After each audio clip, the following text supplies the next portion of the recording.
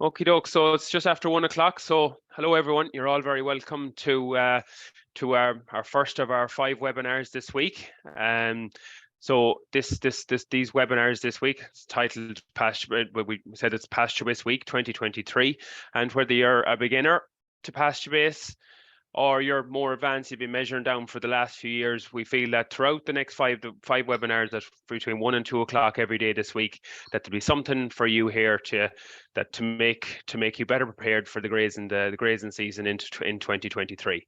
So as I said, my name is Joseph Dunphy, and I'm delighted to be joined once again by my Grass10 colleague John Douglas.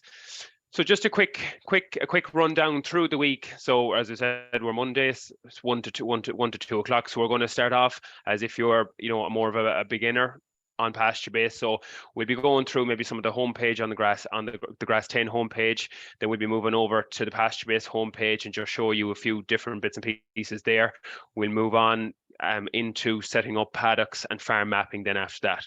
So then tomorrow again at 1 o'clock, it'll be looking more moving with the paddock set up, looking at completing a grass walk and having a look at some of the key terminology then that the people need to understand going forward when you have a grass wedge in front of you. How do you and that links on to Wednesday then in terms of looking at the projected planner and then making decisions off that grass wedge when you know the key terminology and what you're looking out for at the different times of the year. Then again, Thursday from 1 to 2, we're getting a little bit more advanced. So Thursday and Friday are maybe for people who have or for new people too, but also for people who maybe have been doing a number of measurements over the last few years, but want to really make more use of PastureBase. So we're going to look at some of the rotation planners for the spring and the autumn. We're going to look at a grass budget, so managing a feed budget at maybe at the different times of the year, and on to soil sampling. So putting in your soil samples on PastureBase. And then Friday, finishing up with fertilizer and slurry recording, and then on to clover management and how PastureBase can help that there. So look, as we said, we hope that during this week there's something for all people. Okay.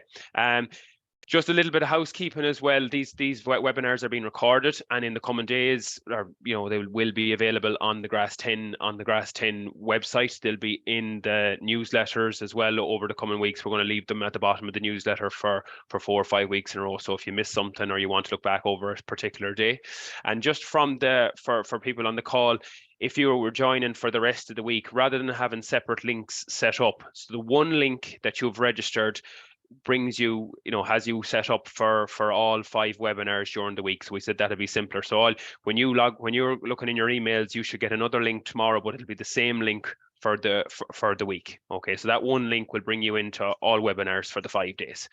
Okay, so as I said, we're going to swap over there now fairly lively just to the Grass10 homepage. Well, what are we going to look at today? We'll look at the Grass10 homepage and maybe some of the previous webinars. Then the PastureBase homepage, the help center, where we can get the newsletter, and some looking at some of the research farm links and some of the maps. Then we're going to go on to PastureBase and successfully get registered, setting up paddocks and farm mapping.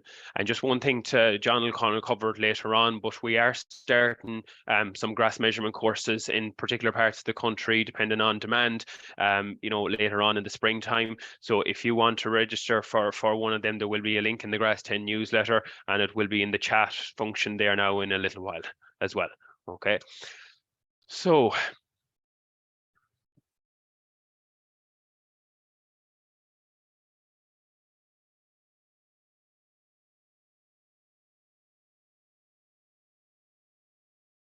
John, can you see that? Yeah, Joe. Okay, perfect. So look, at just a quick thing to mention first. There's a world of information on the Teagasc website, be it on grass management and other things. But I just would like to draw people, especially that are new to PastureBase, where some of the information is. So this is the Grass10 homepage.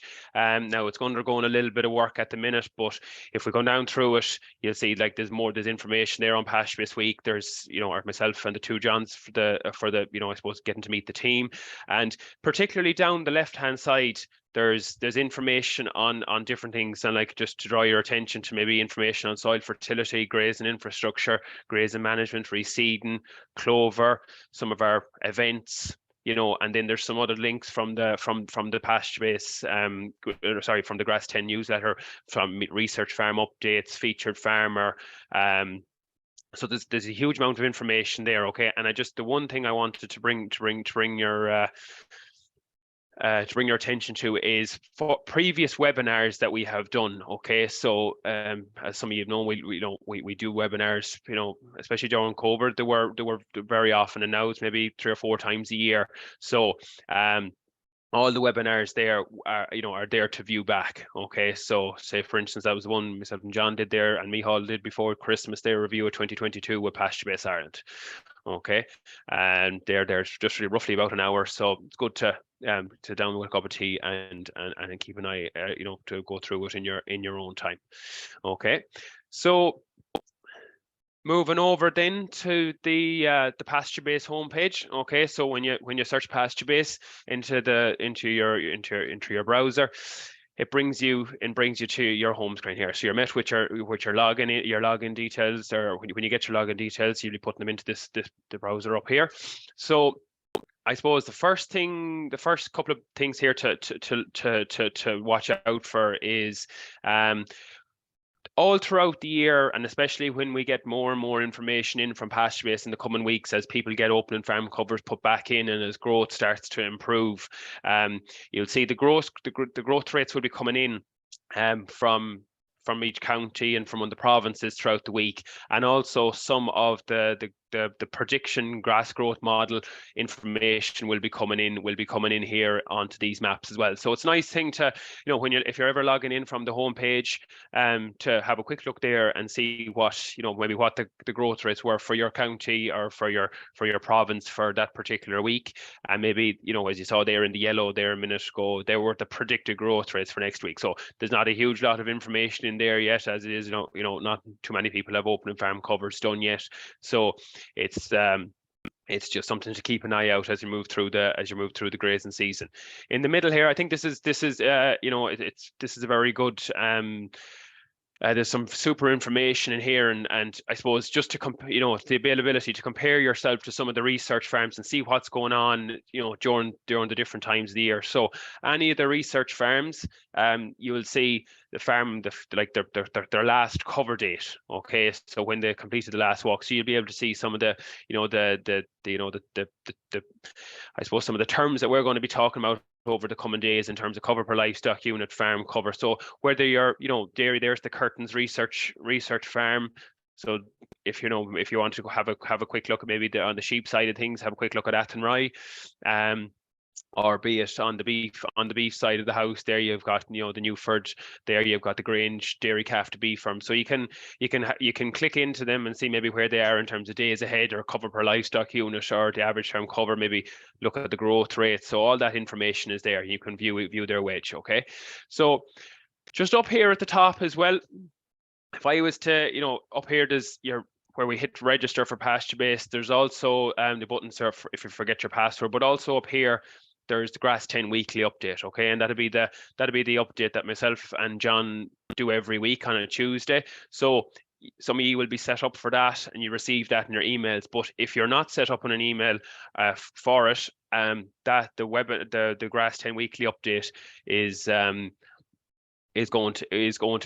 will be there every week. So there's the one from last Tuesday, all the information we had, the weekly checklist, everything is there, tips on soil sampling, and in the PastureBase week timetable. Okay, and that has all the little links in there, so you can click for further information back to information on the Grass10 website. Okay. And lastly, I suppose sorry, Joe, just to say there that if anyone has any questions, they can pop them into the Q&A function. Okay, so please ask questions as we go along, because you might forget them towards the end. At least write them into us, and we'll either answer them towards the end or while we're going through it. So just to say that function is there. So thanks, Joe. Okay, perfect, John. I forgot to mention that. So the next thing to look at here before we come to the registration button is the help center. Okay, so there's a huge amount of information that has come onto the help center over the last number of years since PastureBase was set up. And look at, as you say, your advisor or ourselves in Grass10, like we do get numerous calls at times, and the help center there. So I'm going to just bring you to that number there, the 046 number. The girls there and the team at PastureBase Support, they're super. They're brilliant for getting problems sorted. So I think, and it's something that I always mention, and John always mentions, that if you're under pressure with something and something isn't working right on PastureBase, get in contact with someone in support or your advisor or one of the Grass10 team, because we know well that sometimes if something is new to you and it's not working, it can be frustrating, and then that might be the difference that you don't successfully complete a number of walks that year. So give us a buzz. A couple of times, Joe, haven't we? Like there, where there's a couple of people said, "Oh, I started using the app, or I started using something," and then it came up an error, or some message came up, and people threw it there for the year. Like, really, what's the point in that? Like, you're setting out to start the year. You're going to try and do the year as best you can. There's support available. Just use it. Yeah. So again, there's a huge amount of information there on some of the stuff we're going to be talking about over the coming days. But that's just, there's help documents there that if you're at it at night time or something like that, and you just want to try and get through something. And there's general there's general advice there, fertilizer applications, and other bits and pieces there. So we're not going to go into anything there, but it's just to let you know that it's there. Okay. So again, back to the register now. Okay. So again, if people are already registered, bear with us. So again, this is just the homepage. So this used to be a paper form, and you'd email it off to the PastureBase Support. So this has changed last year. So again, it's putting your information in there. Okay, so farm manager, so that's the person who's going to be entering the details. So the details, so name, surname, email, very important in terms of getting the login details correct. Mobile number, very important as well. The farm name, address, everything there. Put in the county, the herd number. And just, I suppose, on the herd number, it's quite important. If you're going to be using the grasshopper or some of the other technology, the herd number is the way that technology links back to PastureBase. So it's important to have the herd number in there correct on that system. So the minute you can also then select your advisor. So advisors there that are I think it's just Teagasc at the minute that are there. So the advisors that are there, you can click one of them if they're one of your advisors. Okay, and you will be linked that they will be able to edit and add and delete information on your behalf. So if you need help with it, that they will be able to do some editing on your behalf. And then just when it comes to it, hit the submit button, and to be fair, the people in PastureBase Support will turn that account around for you very, very, very, very fast. Okay, so back out to the PastureBase homepage again. So we're going to get logged in.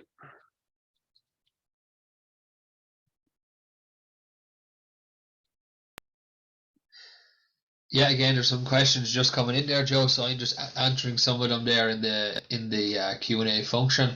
And if there are other questions there that we can show the answer to, that we'll use it on PastureBase. So you can keep them coming in there. And so Joe is just moving on to how to get started now.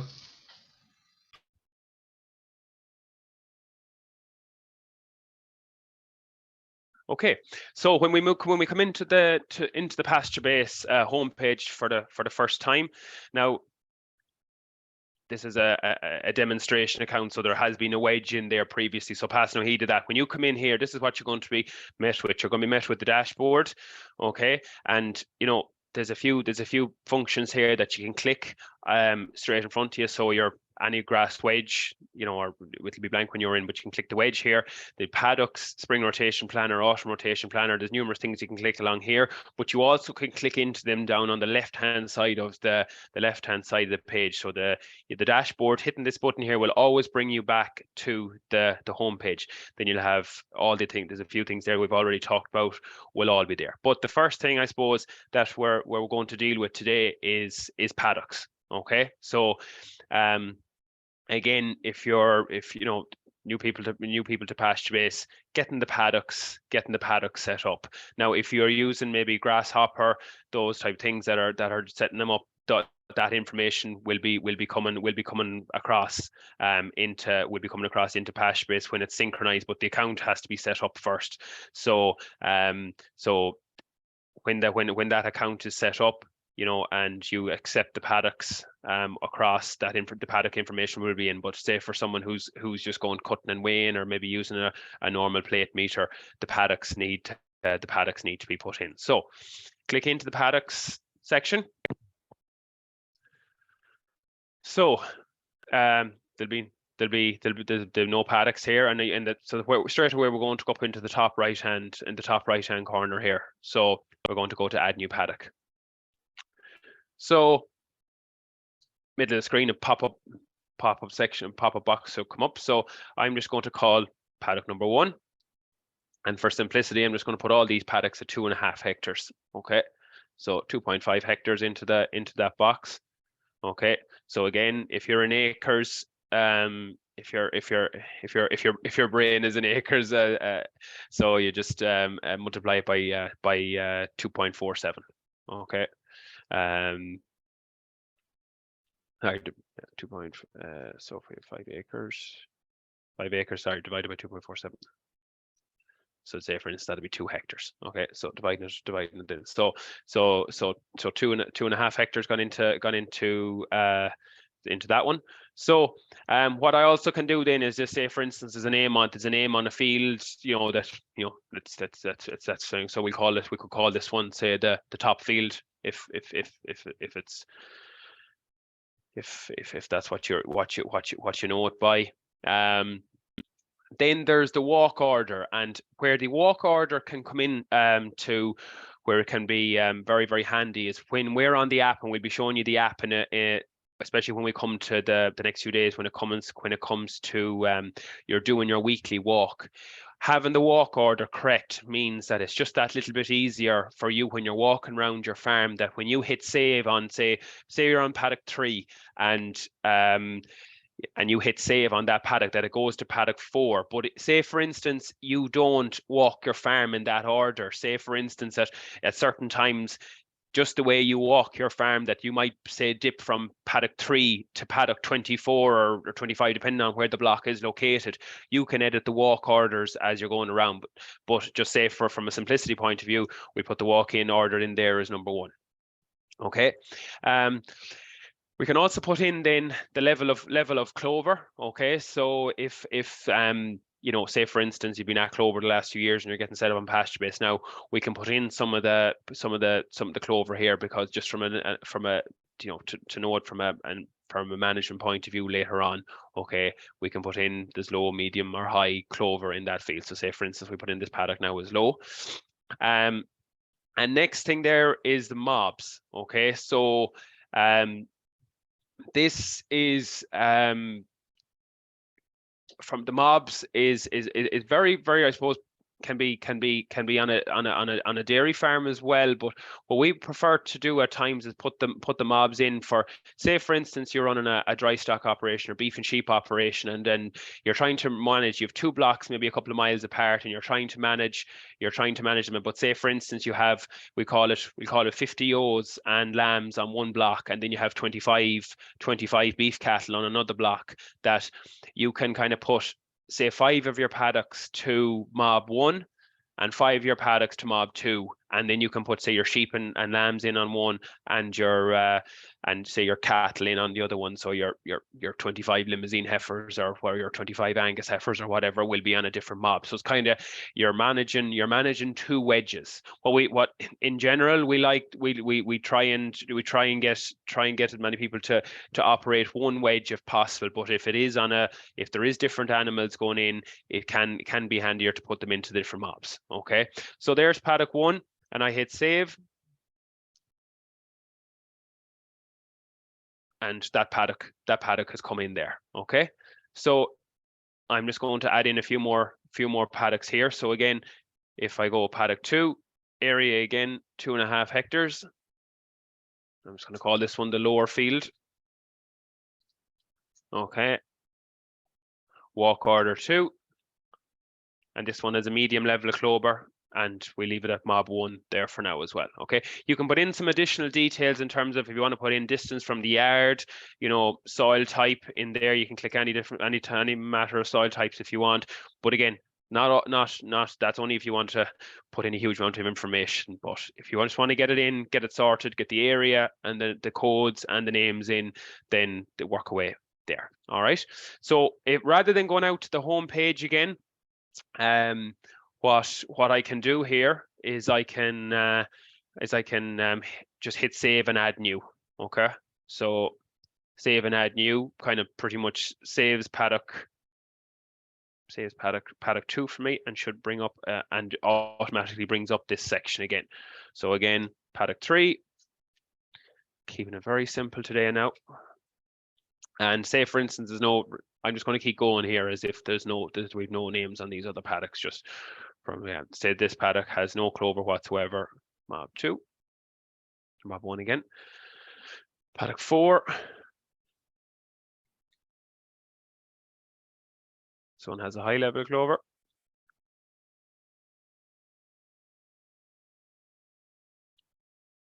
Paddock 5.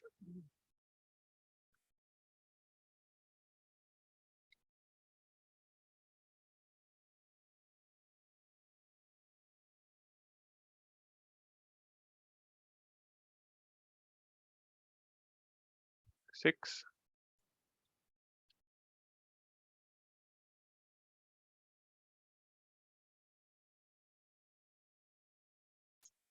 Paddock 7.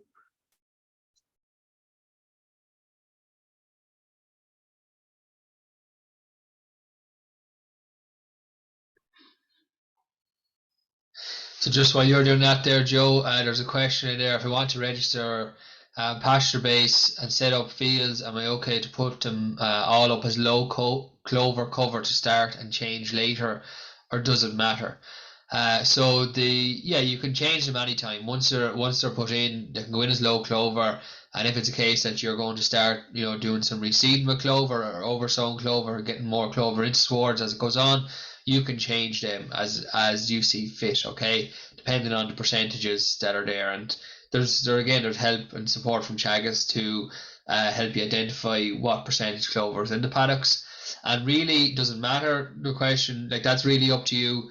Obviously, if you see paddocks that have good clover in it and you're continuing to put on your normal rates of fertilizer throughout the year, there probably could be I suppose excess nitrogen in the system that's not required, while you can still maintain grass growth and still grow the grass that you want. So it's really down to yourself to give yourself information, to just a reminder, say, oh well, actually there is a lot of clover in this paddock, so I can reduce it back to a half rate, or might put some parlour washings or some watery slurry on it, etc.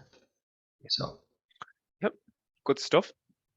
Okie doke, so we're nearly there on the paddocks now, John. So it's so I'm after adding in the 10 paddocks there. So you have 10 paddocks at home. We have the area is all in there. We have names if we want to put the names in.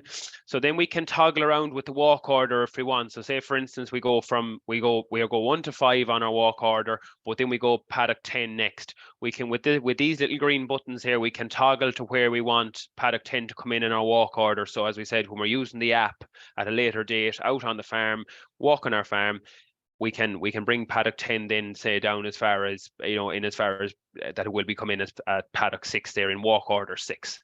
Okay, now just say for instance,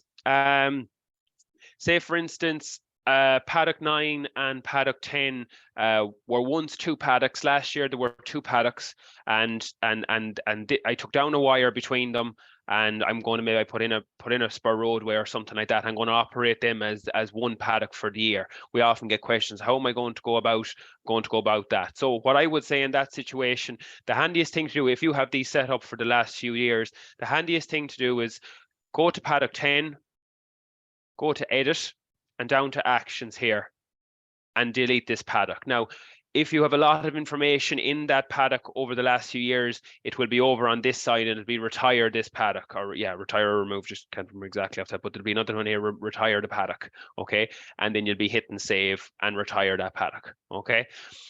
And what you then will come do it is go back to paddock 9 and edit, and put the paddock, double up that size of a paddock if that's the way it is. I can put in that, say for instance, paddock 9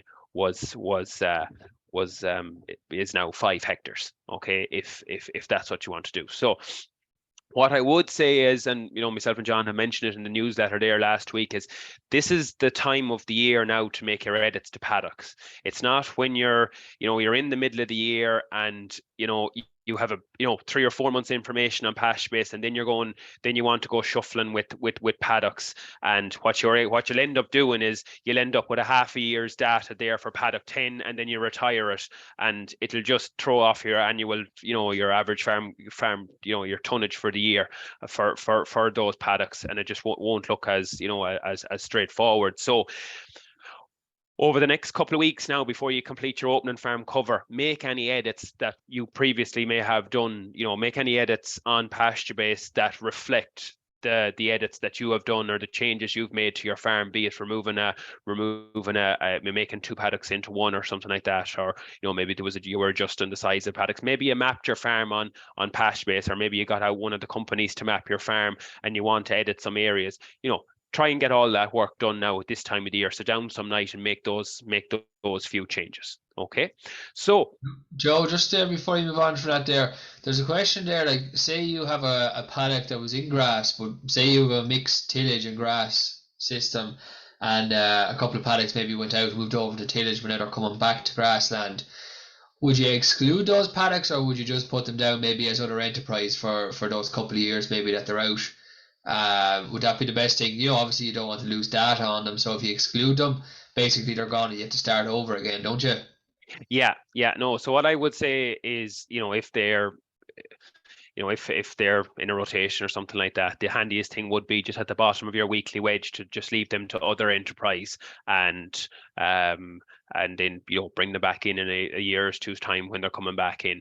Sometimes that can happen maybe with maybe a calf paddock around the yard that maybe this calf's in it for a number of weeks, rather than having to put it in as a certain cover every week, that you can just throw it out into other enterprise for a while and then bring it back in when it's back into the grazing rotation as such.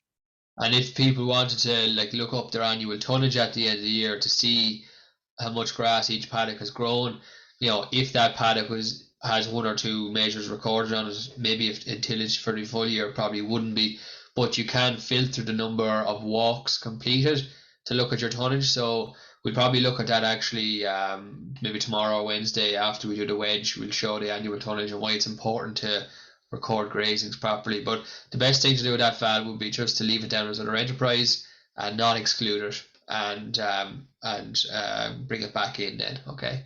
Yep. Perfect stuff. So John, sure, look, without further ado, I will throw it over to you to go through the mapping. Okay, perfect. While I'm doing that there, Joe, there's a question in from Laura there. She's asking about 2 mobs there on the same milking platform. Again, it's probably an answer for maybe Tuesday or Wednesday in terms of the livestock, splitting up the livestock. So you might. I suppose, Laura, it is a good question. It's something that I'll just stop sharing there, John, that you can take over share. It's a question that we get a lot of the time, is that maybe I have day paddocks and night paddocks. Maybe I'm crossing a public road or something, and you only go across during the day. What I tend to prefer to do there is to put that in, like it's still one grazing platform per se, and you're just kind of, it can complicate it a little bit when you're doing two wedges. Like you're still in that scenario, you're still operating one wedge. So what I'd like to do, what I do there is, put it all in as one would be my opinion, but you can do it the other way. It just leaves it a little more complicated, because say for instance, if I have a surplus of grass, I can decide whether I'm going to take the surplus of grass is on the farm. You can then decide whether you want to take that surplus of grass out of your day paddocks or your night paddocks, but you're still operating it as one platform. So in my opinion, I would leave it as one paddock, and then review it every week and say, right, there's a surplus of grass. Say for instance, there's a surplus of grass or there's a deficit of grass. Then, because you are making those changes, any decisions you are making is on a farm basis. So I would still go off one wedge, and I hope that answers your question. Perfect. So if you did have two groups of stock, like a group of dry cows and a group of milking cows, then you could allocate 3 or 4 paddocks to Mob 2 if you wanted to, and run it that way. But that's more, you don't set up you can set up the paddocks, but on the wedge you can click sort of week to week. You can click on the desktop on the wedge anyway. You can click to change a paddock into Mob 1 or Mob 2, depending, like as Joe said, on grass availability on the farm. So we're getting into building the farm map, and this is amazing too, because even if you aren't to measure PastureBase on PastureBase, you might have neighbours there that'd love to have a farm map, and they're not really sure of how to go about doing it. Well, they can actually just get a PastureBase account and get them farm mapped on it. Like it's an amazing support that it's there to do this. Okay, so it's just asking me here. So I've just gone into the farm mapping you can see that little symbol there, the pencil and the ruler. And it says you didn't create a farm map, or your map is not yet complete. Click the button below to build a new farm map. Okay, so we're just going to click build map, and this will bring up the map of Ireland, and you can put in an air code here, or you can put in an address. I'm just going to use the Teagasc Grass Centre as a demo, I suppose, for this. So I'm just going to search the address, which you're probably well used to looking at maps from Google Maps and driving around the place anyway, so you know how to operate them. And we're just going to go into the Teagasc College here, and I go out. I think this is the dairy patch herd up on this side of the farm.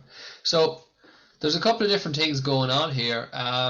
So I'm on the map now. I've found where my farm is, okay, and now I have to build a map. So I'm in the edit map page already. Okay, so when it comes to the farm mapping, there's 2 pages. There's a view map page, and there's the edit map page. So you can see here the green button there to view the map.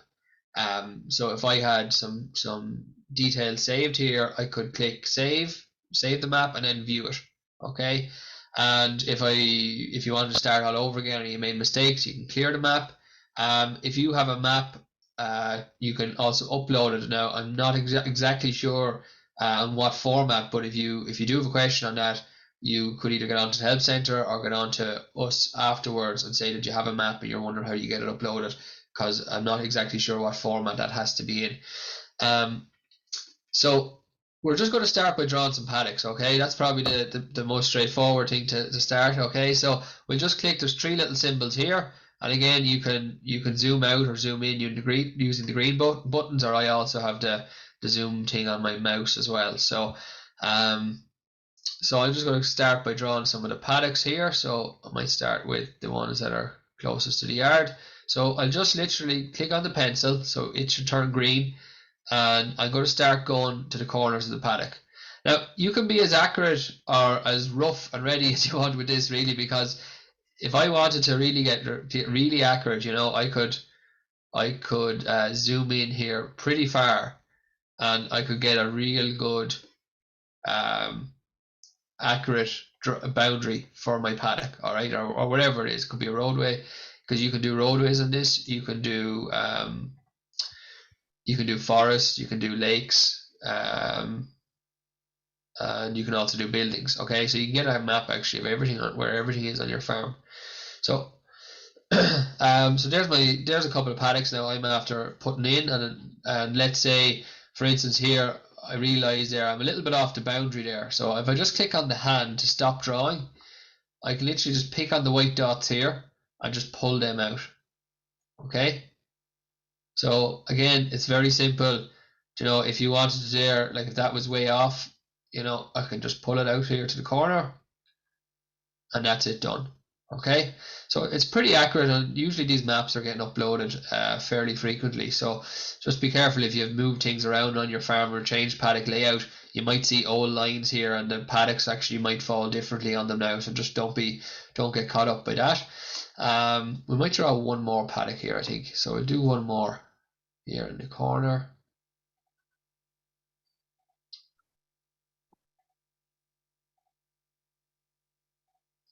Okay, so what I do now, say I've drawn my paddocks. You can do this one at a time if you want. I'll just click the hand again to stop drawing, and then I click on this. Now what comes up, what they call these are polygons. So that might be a word that you're not familiar with, but basically I suppose it's a shape, and it's different. It has different corners on it, I suppose, depending on the shape. But that's what it's called. Okay, so until it becomes a paddock, until you call it a paddock, it's a polygon. So we'll say it's a paddock. Now again, I can click paddock, building, lake or forest. I click paddock and I'll select a paddock. So I'm just we'll select this as paddock 3. Okay, and it actually comes up the area there for that shape. Okay, again I can click this paddock. We'll say this is paddock 2, and again the area is coming up here. And I click here, I click paddock 1, and the area is coming up. Okay, so now those shapes have been assigned to a paddock. Okay, and that's important because if you just draw the shape here but don't link them to a paddock, they won't come up. How does the system know it's paddock 1 or paddock 10 or paddock 20? It doesn't unless you tell it. Okay, so and there you can see here the paddocks which have been correlated with a shape, I suppose, are in the green here. You can just check it here on paddocks. So a couple of other things we can do here. The other one here is the if we go back to the shape again, we could just say here, we'll just use this as an example. We'll draw this shape here. Now it's probably only one row of trees really, but let's say it was a wooded area. So there's a shape here, right? And I go back to the hand, stop drawing, I click on it. Now instead of putting paddock, I'm going to put forest. We'll just call it wood. Okay, and now you sort of mapped out a different feature on your farm. Okay, and we go to the lines now. So this is the step over from the pencil, is that squiggly line there. This is where you can start drawing in some roadways on your farm, or it could be a water course, or it could be a public road. So we can just follow the road here, and I think the road goes up here somewhere and it comes back around here. So I'll just go to there, and just when you're done that, just click on the last white dot there, and that confirms the shape, or that confirms the route. Okay, now again I go back to the hand to stop drawing, and then I'm going to click on the black line. It's gone black on me now, so I click on it and it's coming up as a public road. Okay, but I can change this to farm road, so it should come up yellow if it's a farm road, or if it's a water course it should come up blue. So we'll just leave it as farm road. Okay, and I'm going to go back to the shapes here now, actually just quickly put in here this shape, and I'm going to go back to the hand to stop drawing, and then I'm going to click on building. So instead of paddock, I'm going to put down building, and I'll just put in here a comment there. I'll just name it farmyard. Okay, so that's fairly straightforward. So once you have a few things like that done, you just work through your paddocks. You just insert them whatever way they are. Okay, and then we can save the map. So now it should come up. The farm map was saved successfully, and now I'm going to go to the view map page. Okay, so the view map page, you can see that they've come up shaded. Okay, so the forest is in green, the public road is in yellow, the farmyard is in red, And these paddocks are in grey for now, but once, we'll say tomorrow now, when we complete our farm walk and use these paddocks, they'll actually come up sort of a green colour as well. And we'll see here there's 4 little categories up here. So if you want to just look at paddocks, your paddock layout is just in the first one. If you wanted to look at grass, so this could be your you've done a farm walk and you can look at the cover value, or you could look at the growth rates on the paddocks. So whatever information that you tick here will show up on the paddocks. So again, if you want to, each week you could actually print out a map when your walk is done, especially if there's other people working with you. You can show them maybe where the heaviest covers are of grass, or maybe you have a contractor coming in to take out 2 or 3 paddocks. It'd be handy to have a map and mark them on the map if he wasn't too sure of the layout of the farm where they were. Again, fertilizer as well, so you can see how much fertilizer that DLF button has stayed since last fertilized, or if you wanted to put in kilos of nitrogen applied on the paddocks, it'll come up exactly what you wanted to, and then you can print off those maps. So great visual to have for your farm. Like there is any amount of reasons to use maps here, like so for fertilizer, your grass covers, just even have a map of the farm, or indeed soil fertility. So we can look at the pH, the P or the K of the farm, and we can print the maps for that as well. Okay, and this is all a free resource when you're using PastureBase, and you can tick what information or what details you want to come up on the map. Okay, on the paddocks. So if you wanted to then look at exporting this to a PDF, so the first thing you can do is just look at the farm layout, and this will just, so again you might have to scroll in a little bit, and what this does is basically, you can see here, this is your farmyard, it's in red, this is your farm roadway, and these are your paddocks along it, and this gives a nice outline of your paddocks. It's very clean. I suppose this one is, there's not a lot of colour on it, but sometimes it's nicer because it's simpler and you can see it more effectively. And then you could literally just export this to a PDF.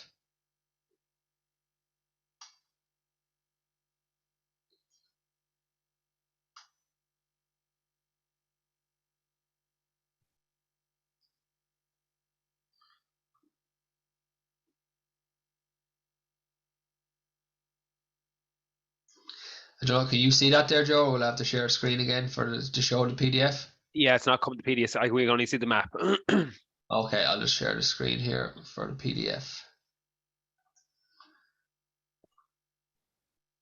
Sorry there now.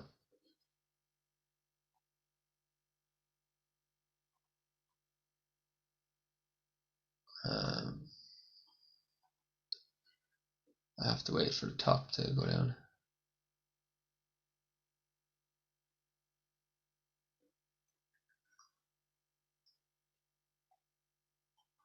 Right, I'll stop sharing again there. Sorry for a sec.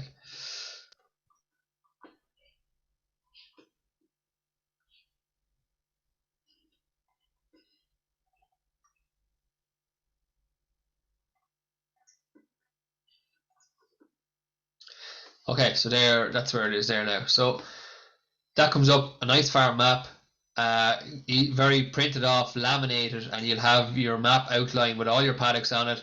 And Joe has them there, the paddocks, the number and the area on the paddocks. Okay, so that's that's an amazing tool to have. And again, if you want to have your soil fertility reports printed out, once you have your soil samples uploaded, you can print off a map with your pH, or a map with your P, or a map with your K, and again you can laminate them and have them on standby there for whenever you need to spread fertilizer, or you're looking to spread lime or whatever it is. So one of the things there, you can check the area. So say for instance there that say for instance Joe put in the area in paddock 3 and he wasn't sure what the size of the paddock, but he just put down his best guess. Well, what he could actually do there is he could actually overwrite that using the mapping area here. Okay, so if he was more confident that the mapped area would be more correct than what he guessed, he could just tick the box there, use the mapped area, and save. and now so that will automatically update in the paddock section with the correct area. Okay, so this area has changed to 0.78 now. It was 2.5. And again, one probably last thing, I'm going to go back into editing the map.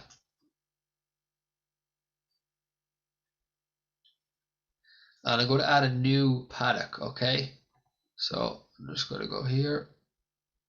I just want to show you something else. So say you rented, you got to lease some ground, maybe 2 or 3 fields or paddocks beside where you're existingly farming.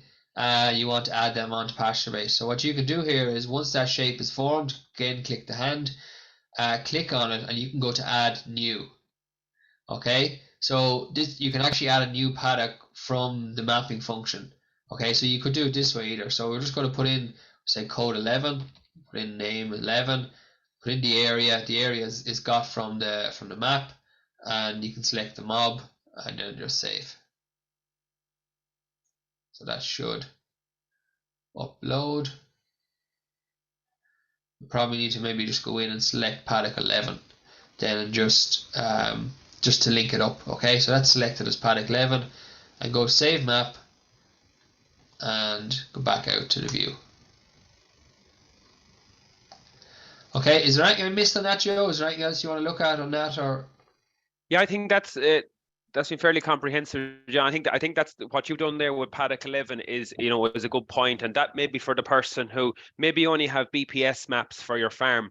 So you can literally go in there, start at paddock 1, and pretty much do a full farm map.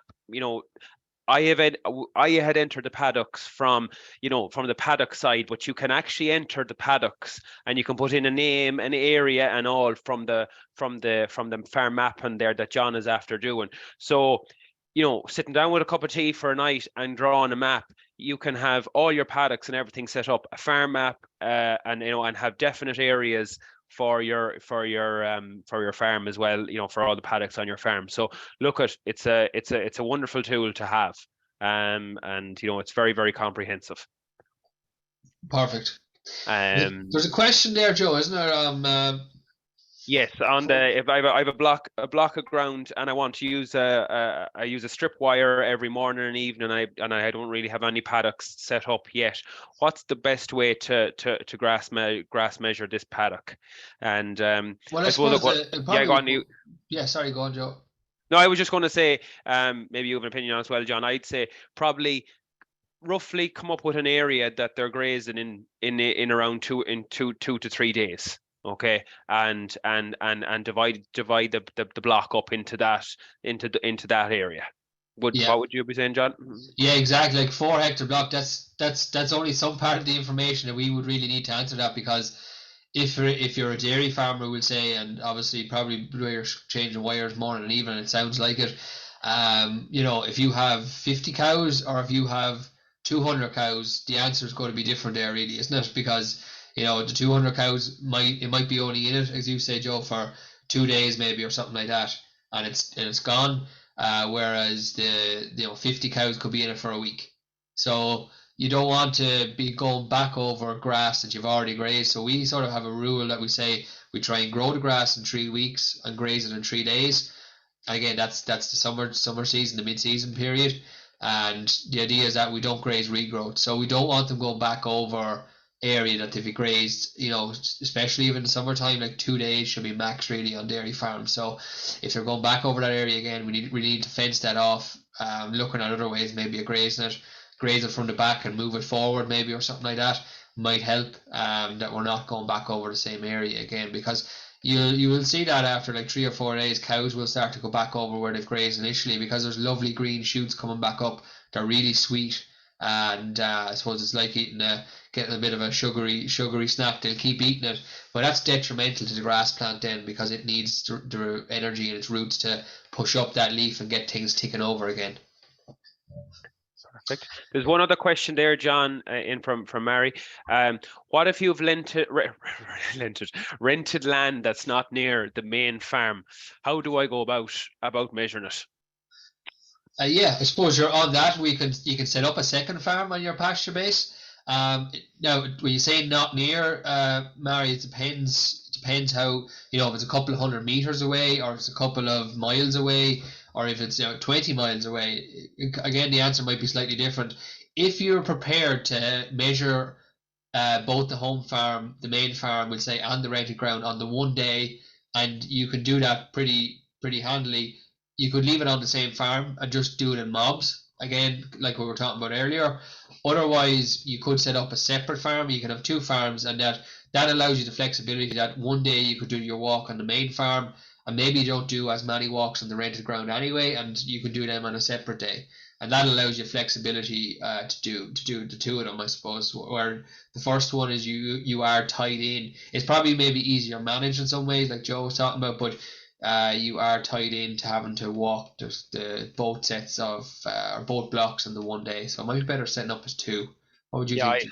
I'd agree with that. Like we had this question with a group before Christmas, and I think it's going to become very, very important as new, say for instance you have heifers and silage off an outblock that's, we'll call it 5 or 6 or 10 kilometers away or whatever it is. As the nutrient usage is tightening and we want to make better use of our fertilizers and our slurries, and we go and record, and we want to maybe start recording what the out farms are getting and recording some of the tonnage that's coming off. What I would do in that regard is I'd set up a Joseph Dunphy home farm, and I'd set up Joseph Dunphy out farm. And even if, as John said, you were maybe doing a few less walks throughout the year, but you were recording all the fertilizer and the slurry that was going out to that block, I think that's that can be really, really useful going forward. And you will get and you'll have the tonnages coming in, and you might only measure that one. Maybe you're measuring your home farm 35 times for the year. Maybe you only do 20 on the out farm, or 20 or 20 something on the out farm, but you have the tonnages from what silage is coming off it, and then be recording the nutrients, which we will talk about later on in the week. So I would, if it's a fairly substantial block and there's a good bit of nutrient going to it, and there's grazing and silage coming off it, I think it's worthwhile going forward. Yeah. And there's a final question there. If you have any more questions, obviously we are covering different topics there as the week goes on, so maybe more wage questions and what the figures mean and managing during different seasons we'll get to as the week goes on. And then towards the end of the week we're looking more at soil fertility management and clover and fertilizer management and stuff like that as well. So we're stepping it up a level for people who maybe have been measured the last few years and are looking for what more can they get out of this, because the possibilities with this, from where you could be, or maybe we call the average farmer, to where you could be, potentially, if you use the information correctly and do the, I suppose, the recommendations that we're talking about here, the difference in profitability will be massive. Okay, because these are tools that you can use practically to help you make decisions each week, and it's those decisions each week, that consistency, that will tell its own tale over time in terms of the improvements that you've made. Okay, so so one final question there has come in. So the best measuring system that a farmer should use. Okay, so Val said he was using the plate meter but found the readings from week to week. There obviously were a bit all over the place, and he's considering starting to use the cut and weigh method. I would agree that probably the cut and weigh method is the most accurate method for grass measurement, because you're literally cutting the grass and weighing it, and you get a definite answer for within that quadrant. So people are using that quadrant there. It's a square shape. It's a 500 mil by 500 mil. It's a quarter of a meter squared, and you're just training your eye as to what's in that square. Okay. And training your eye regularly and training your eye consistently over the season, that's the best way to measure grass. Okay, so I suppose your own eye is the best way probably to measure it. The cut and weigh allows you to train your eye a lot more effectively and quicker than maybe a plate meter would, because it can be a little bit up and down. I think go with that. And like we're only talking about maybe cutting, weighing, maybe at the beginning it could be more 5-6 paddocks. True, if you had 20 paddocks or 25 paddocks, it might be 5 or 6 of them you might cut and weigh. But as it goes on, and you've maybe got 10 or 15 walks under your belt, it literally could be only 2 or 3 paddocks every walk, just to train your eye in for that walk, and that will give you the best, I suppose, overall accurate information that you can put into PastureBase and allow you to make decisions that are, I suppose, a bit more precision. So. Yeah, no, as John said there, it's the consistency, whether you're using the plate meter or that it's the consistency of doing the 30-35 walks for the year. And it's also having the nous that, say for instance, as that person just recently said, that as you're going across the field, even with a plate meter, you should be kind of having nearly a little bit of an argument with yourself in your own head. What cover do I think is on this field? Is there 1,000? Is there 1,100? Is there 1,200? And then, if, say for instance, the plate meter was coming up and saying there was 16 or 1,700, but you're thinking, Jesus, only grazed 2 weeks and it's nowhere near that, then you should have the information, like you should have and enough about you in terms of from looking at covers to know that plate meter is wrong. And I suppose it just is a little more sensitive. Say for instance, you have a paddock that is a little bit damaged or something like that, maybe from a springtime, maybe it'll if the plate meter is going into ruts and stuff like that, it can throw it out a little bit. So it's just something to be aware of. But we'll be talking a little bit on measuring tomorrow anyways. Just one other point, John, there before a minute, just to come back to something that Laura said there earlier on, just about the mobs. We're going to be doing that again tomorrow, Laura, just in terms of we'll put some paddocks into mob 1 and some paddocks into mob 2, and we can put sheep into one, sheep and cattle into one, and as we said, year-old weanlings into another, or we can put milking cows into one, and autumn calving cows that say are dry over a summer, we'll put them into the other as well, and we'll show how to manage that as best we can in tomorrow's session. Yeah, super. So yeah, and so yeah, go on ahead there, John. Yeah, we'll finish up, I suppose, maybe with just to let you know about the Grass10 grazing courses. So we've been running grazing courses, I think since 2019. We've been running them throughout the country and in different locations, depending again on the demand. We realise that there might be 2 or 3 people in certain areas that want to do a course, but maybe there's not enough demand within that area. We give people the option to travel a bit further afield, but it's not always practical for some people to do that. So we try our best to help farmers on their journey, on this journey to, I suppose the Grass10 tagline is to achieve grazing excellence. So we try to help people on their journey towards that. Okay, and we work with the local advisory offices, the local advisors there, and together we run these courses on the farm. So they're very practical. We don't really do it over Zoom that much. We might do a little bit on PastureBase from time to time through Zoom, but that's more suitable for that. But really, if you want to learn about grass measuring and how to make better decisions that are ultimately going to leave more money in your pocket, and also help you become maybe more environmentally sustainable or meet regulations that coming down the line in the future, we need to be out in the field. We need to be that consistent word comes over and over again. You need to be out there and learning and doing the whole time. Okay, so that's what we have set up these courses to actually do. And these courses really will benefit farmers who want to grow and utilize more grass and maybe extend the grazing season with seasonal management on their shoulders. Help them build confidence in using PastureBase. Build confidence in the figures that we're going to be talking about tomorrow. That when that your figures are too high, they're too high, and you're able to remove surplus, or when things are slowing down, that you can maybe increase supplement or whatever it needs to do to match the growth and demand on your farm. And ultimately that will give you the best quality grass that you can have available, and that will maximize, I suppose, milk solids from grass and maximize meat or kgs of live weight from grass as well. Okay, and you're with a group of like-minded farmers who are in fairness, doing the course the last 4 years, we're very lucky with the people that we do work with. They're all progressive, I suppose, minded farmers that they want to improve, they want to keep measuring, they want to progress. And there's obviously new challenges coming with we say the fertilizer side, so we're focused more as well on maybe clover and nutrient management than we used to be in the past as well, because that has come to the fore. And there's great encouragement and support from advisors and farmers and to help you on your way to, I suppose, achieving grazing excellence, or achieving whatever, that vision you have for your own farm, where you want to see it in, in 5 years time or 10 years time. We're willing to help you on this front. Okay. And we meet up about 6 to 8 times per year, depending on maybe the need of the group. We meet up 6 to 8 times per year. It's on-farm practical experience with a Grass10 member. Okay, so like, again, we specialize in grassland management.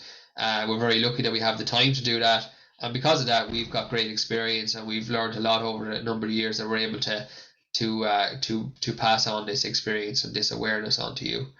So if you're interested in doing that, we would like you to, I think we can put it up into the chat there as well. I might put it into the chat function, or maybe Joe, are you able to put it into chat function, Joe, or I can in a second. I can do it there now. Yeah, so Joe, look after that, and just fill in your details here. We're just looking for your name, address, email, phone number, what enterprise you're in, and also if you want to receive the Teagasc Grass10 newsletter, and just submit your details, and we will get back to you over the next couple of weeks. Obviously, we're busy enough for the next week with this, but after that, we hope to get back on to people. We're going to leave that run for maybe 2 or 3 weeks, and then we'll start contacting people about the grazing courses. So I would highly recommend, if you want to make a good go at grass this year, to get into a grazing course. It's the quickest, fastest way for you to get the most out of it. Okay, so. Okay. Yeah, so John, I've just put that into the chat there. So there's a bit.ly link on into the chat. So look at we're going to finish up there now as it is. So I think the key thing that about this week is these webinars are short and snappy, 45 minutes to an hour on the key points, and we let everybody get on with the rest of their day. And we kind of feel that the hour is ideal at the middle of the day. Just maybe people can sit down with a cup of tea and listen to and watch on the webinars. I suppose just again the bit of housekeeping. All these webinars, we've had 1 or 2 questions on it. All these webinars have been recorded. They'll be on the Grass10 newsletter and on the webinar subsection in the Grass10 website.